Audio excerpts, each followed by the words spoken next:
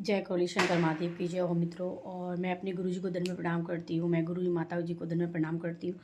तो मेरा जो सब्जेक्ट है वो ये है कि आप कभी व्रत रखना चाहते हैं या कुछ भी है, तो आपको ऐसा लगता है कि व्रत रखने से क्या मनोकामना पूर्ण होगी कि नहीं। चलो आज हम इसकी ही चर्चा करते हैं। तो व्रत रखने से बहुत सारी मनोकामना पूर्ण होती हैं, ये लोगों का मानना है।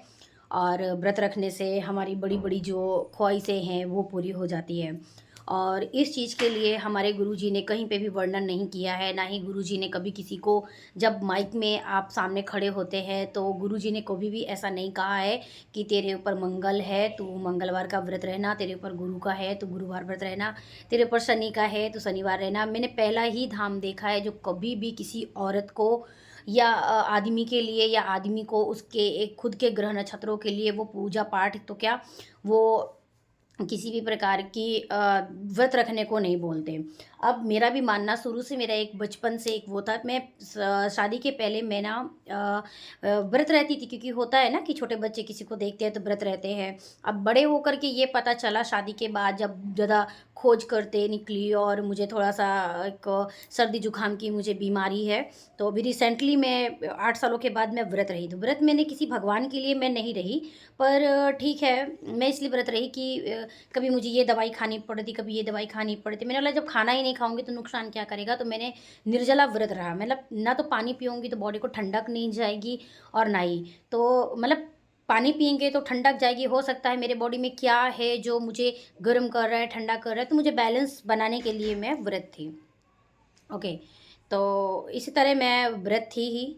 और ये ऐसा था कि मुझे ऐसा बिल्कुल नहीं था कि मुझे व्रत रहना है तो ये भगवान मुझे कुछ देंगे या ऐसा है, बिल्कुल ऐसा नहीं था। क्योंकि देखो भगवान हमें देते हैं हमारे कर्मों के अकॉर्डिंग। अब कर्म का मतलब ये नहीं कि कर्म हम कुछ भी कर सकते हैं। कर्म हम, कोई मार रहा है, कोई मार करके किसी को खा रहा है, कुछ भी, तो इसका कर्म तो कई प्रकार के होते हैं। लेकिन धर्म पर हमें चलना। अब धर्म का मतलब ये नहीं कि धर्म के लिए गुलाम बन जाओ। धर्म के लिए ना ही हमें किसी को ठेस पहुंचानी है, ना मारना है। हमें क्या अच्छा लगता है, हमें वो पहले खोजना है ना।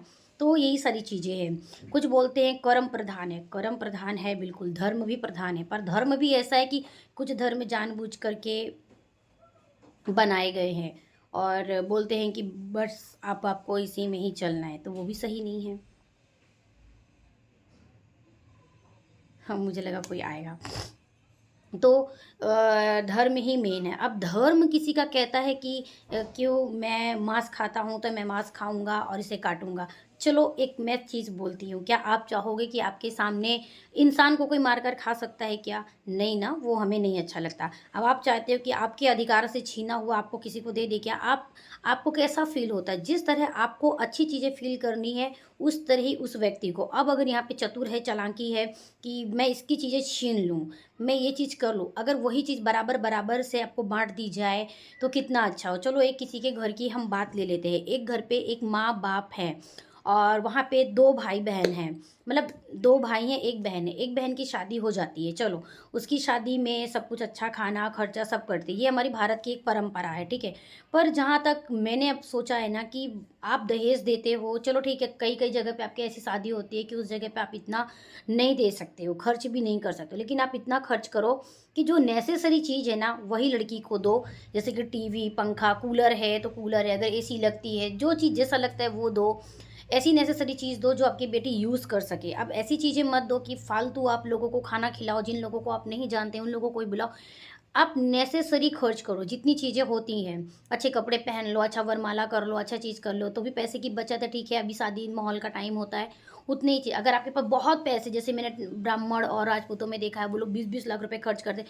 वही चीज़ अगर आपके यहाँ, जैसे कि भी यूपी है, बिहार है, एमपी है, उधर पर आज भी आप 3-4 कमरे की ज़मीन अगर आज भी खरीदते हो कहीं-कहीं पे, तो मुश्किल मुश्किल से 7 लाख, 8 लाख, 9 लाख, 10 लाख की तो आ ही जाती है। अब वही इन्वेस्ट कर दीजिए आप अपनी बेटी को, क्योंकि कल का किसी ने नहीं देखा, कल आपकी बेटी बेघर हो जाएगी। और क्योंकि अब यहाँ पे रहते हैं ससुराल में, अब जिसके घर में 2 लड़के हैं, अब एक लड़का मम्मा बॉय है, मीन्स बड़ा लड़का है तो थोड़ा नौकरी करने लगा है, घर सँभाल रहा है क्योंकि उसको सिखाया गया है तू बड़ा है।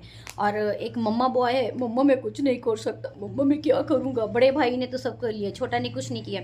तो जो 2 कमरे का घर है, उसको विभाजन नहीं किया गया। पहले से सिखाया गया कि बड़े ने तो उसको पीट-पीट कर इतना किया गया कि तू तेरा कर ले, कर ले।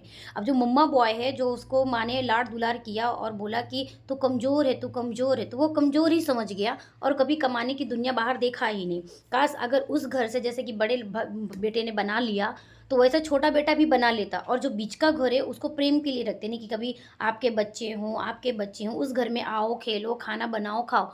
और मम्मा बॉय है तो मम्मा बॉय को सब कुछ चाहिए और जो बड़े को पीट-पीट के बनाया गया तो उसने अपना ही बना लिया, उसको घर से निकाल दिया। मान लो उसको अगर कुछ उस घर में हिस्सा चाहिए, हिस्से के लिए पूरी ज़िंदगी ही चली गई। ठीक है? तो मम्मा बॉय बिल्कुल नहीं बनना है। आप अपने बेटे को ऐसे संस्कार दो कि अलग-अलग, अगर बेटी है, तो उसको जब आप जो शादी में फालतू खर्च कर, अब जिनके पास नहीं है, वो क्या ही खर्च करेंगे, ठीक है ना? तो वो तो फिर जिसको जितना है वो उतना ही खर्च करेगा, लेकिन फिर भी वो माँ-बाप है, कुछ ना कुछ तो देते ही हैं, करते ही हैं।